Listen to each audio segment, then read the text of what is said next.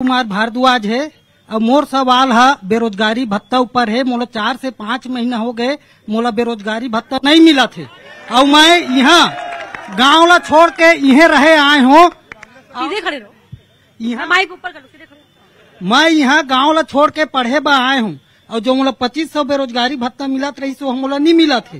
पहले मिलता था? मिलता था पहले। कितने वक्त तक मिलता रहा? अब लगभग 4 महीने तक मिला था 2500 रुपया। अब 4 से 5 महीना हो गए, अभी बेरोजगारी भत्ता नहीं मिल रहा है। खिलावन साहब जी, क्यों बेरोजगारी भत्ता बंद कर दिया? हम लोग बेरोजगारी भत्ता नहीं बंद किए, इन लोग प्रोपोगंडा किए थे। कांग्रेस वाले जो है, एक गांव में एक आध जने को बेरोजगारी भत्ता मिलता था, पता कर लीजिए। और हमारी सरकार जो है सबका साथ, सबका विकास, सबका प्रयास, इस पर विश्वास करती है। उनका बेरोजगारी भत्ता बंद हुआ, वो क्या उसके लिए क्या? उनका कोई बेरोजगारी भत्ता बंद नहीं हुआ है। केवल जो है एक एक लोगों को जो है एक एक गांव में जो है मुश्किल से मिलता था।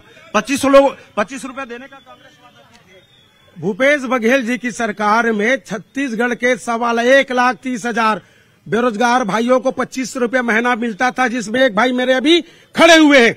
1,30,000 बेरोजगारों को मिलता था। और जब से ये साय जी की सरकार आई है, विष्णु जी के सुशासन में किसी रोजगार को कहीं पे कोई भत्ता नहीं दे रहे हैं। और इसीलिए कांग्रेस बोल रही है कि आने वाले समय में 30 लाख हम रोजगार उत्पन्न करेंगे, नौकरी निकालेंगे और बाकी लोगों को जो बच जाएंगे डिग्रीधारी, बीए, बीकॉम, बीएससी, डिप्लोमा और डिग्री, सबको 1 लाख देने का वादा कांग्रेस राहुल गांधी। ठीक है, बीएससी घोटाला करेंगे, बीएससी घोटाला। खड़े हो जाइए सर। कांग्रेस बोलती है कि 30 लाख को रोजगार देंगे। मैं बोल रहा हूँ जिसकी कोठी में धान नहीं, वो जिसके घर मुसवा उपास, 220 सीट में तो चुनाव लड़ रहे हैं। कांग्रेस मात्र 220 सीट में चुनाव लड़ रहे हैं, जबकि सबको मालूम है कि चुनाव जीतने के लिए, सरकार बनाने के लिए 273 सीट चाहिए। इनकी तो सरकार बननी नहीं है। जिस प्रकार अमित जोगी जी ने कहा था कि मैं 400 रुपये धान का क्विंटल दूंगा, उसी प्रकार ये राहुल गांधी का घोषणा पत्र है। 200 में चुनाव लड़ रहे हैं। मैं भाजपा से प्रश्न करना चाहता हूं कि 2014 से लेकर के 2024 तक हमारे देश के प्रधान सेवक द्वारा कहा जाता था, ना खाऊंगा ना खाने दूंगा। आज जब से माननीय सुप्रीम कोर्ट के आदेश पर इस देश में जो इलेक्टोरल बॉन्ड की जानकारी उपलब्ध कराई गई है, इस गुप्त जो चुनावी चंदा। अरे कितनी सीट पर लड़ रही है कांग्रेस, पहले ये बताइए ना। मैं ये कह रहा हूं, इनका कहना यह है कि आप बेरोजगारी के बारे में बात मत कीजिए। आप जवाब ही दे रहे हैं, सवाल का जवाब दीजिए। पहले आप ये स्पष्ट करिए कि आप चुनाव जीतेंगे कैसे, और जीतेंगे तो 1-1 लाख रुपया कैसे देंगे। अडानी अंबानी का केस जिस तरह से वो कह रहे हैं कि कैसे देंगे। आइए आगे आइए, रुकिए, आप आगे आइए। अरे सशक्त नारी कैसे बनेंगी, सवाल नहीं पूछेंगी तो? जैसे किसानों का हजारों करोड़ों कर्जा माफ हुआ था, वैसे ही सारे लोगों को 1 लाख रुपए मिलेगा।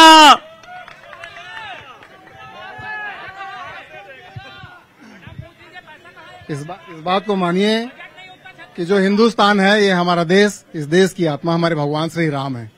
बच्चा बच्चा राम का है। इस देश का बच्चा जब सांस लेता है तो राम बोलता है। ये बताने की जरूरत नहीं है, सृष्टि का आधार है राम। बताने की जरूरत है। आगे बढ़िए, नहीं सवाल पूछिए, कायदे का सवाल पूछिए। 2018 से 2023 तक कांग्रेस की सरकार थी। भूमिका मत बांधिए, पीछे जाइए पहले, पीछे जाइए पहले। पूरे भारत में अगर किसी राज्य में सबसे ज्यादा भ्रष्टाचार हुआ है तो वो है छत्तीसगढ़ की भूपेश सरकार, ठग सरकार। आज इसके आईपीएस आईएएस जेल में बंद हैं, इसका जवाब चाहिए। मैडम 1 लाख करोड़ की बात करते हैं, 45 लाख करोड़ देश का बजट है, 54 लाख करोड़ खर्च करेंगे, कहां से आएगा इतना पैसा 1 लाख रुपए देने के लिए? और जो इलेक्ट्रॉल बॉन्ड की बात करते हैं, 20,000 करोड़ रुपए का इलेक्ट्रॉल बॉन्ड जारी हुआ है। 600 करोड़ भारतीय जनता पार्टी पाई है, तो 1400 करोड़ रुपए कहाँ गया? 1400 करोड़ तो ये लोग पाए ना, कांग्रेस को मिला है। गाय की मांस बेचने वाली कंपनी से चंदा लेने वाले गाय को माता बोलते हैं। राष्ट्रवाद की बात करते हैं, महंगाई चरम पे है, बेरोजगारी चरम पे है और बीफ कंपनियों से चंदा ले रही है, तो समझ में नहीं आता कहाँ का राष्ट्रवाद है, खोखला राष्ट्रवाद है आप लोग का। आगे आइए। देखिए, ये पाकिस्तान का नारा लगाते हैं, हिंदू मुसलमान करते हैं, ये पाकिस्तान कंपनियों से चंदा ले रहे, बीफ कंपनियों से चंदा ले रहे, ये गौ मांस के नाम पर राजनीति करते हैं। ये लोग क्या बात करेंगे भारतीय जनता पार्टी के लोग? ये देशभक्ति और अन्य विषयों में पूछ रहे हैं। कांग्रेस की पूरी टीम से मैं पूछना चाहता हूं, इस देश के आजादी में ऐसा कोई 3 कांग्रेस पार्टी का सदस्य बताएं जिन्होंने देश में आहुति दी है अपनी, जिन्होंने इसके अंग्रेज की सरकार में फांसी में जिनको लटकाया गया है, ऐसा कोई 3 बताएं। ये देश को हमने आजाद कराया है कहते हैं ये देशभक्त, कोई 3 कांग्रेस नेताओं का नाम बता दें। कोई 3 हिंदुओं ने मारा है इस देश के गांधी को, कोई मुसलमान नहीं मारा है इस देश के गांधी को, जिन्होंने और वो 3 कांग्रेसी पूछा। आगे आइए, सवाल किसका? आगे आइए, सब यहाँ पर देख रहे हैं। तभी छत्तीसगढ़ में विकास नहीं हो पा रहा है क्योंकि आप सवाल नहीं पूछ पा रहे हैं। यहाँ कोई सवाल किसी के पास? बीजेपी वाले यदि भारत के आजादी में अपना एक नाखून भी कटाए हैं तो बता दे। जो भी आजादी में अपने जान की आहूत लगाई है वो कांग्रेस के थे। भगत सिंह आजाद थे, खुदीराम बोस थे, चंद्रशेखर आजाद थे, ये सब थे।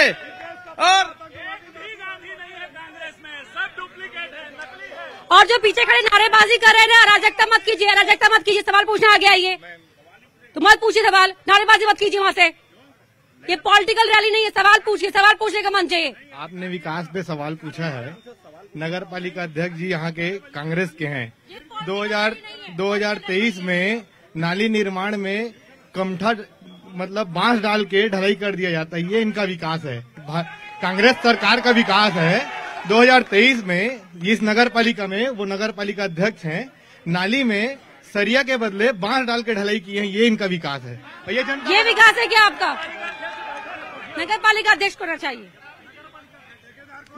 ठेकेदार भारतीय जनता पार्टी के थे, उसने भारतीय जनता पार्टी के ठेकेदार कांग्रेस को बदनाम करने के लिए बांस का डंडा डाले थे। मैंने पूरा नाली को तोड़वा दिया था, उसका पेमेंट रोक दिया हूँ। इन लोगों को समझ में नहीं है। वो खड़े हो गए क्या? सवाल पूछना आपको, कहना है आपको कुछ? आप खड़े क्यों गए? सवाल पूछना है क्या? मैं ये बोलना चाहता हूँ, माइक हटाइए। 5 सालों में क्या किया गया है? सिर्फ वो अपने ही पार्षद का ही जगह को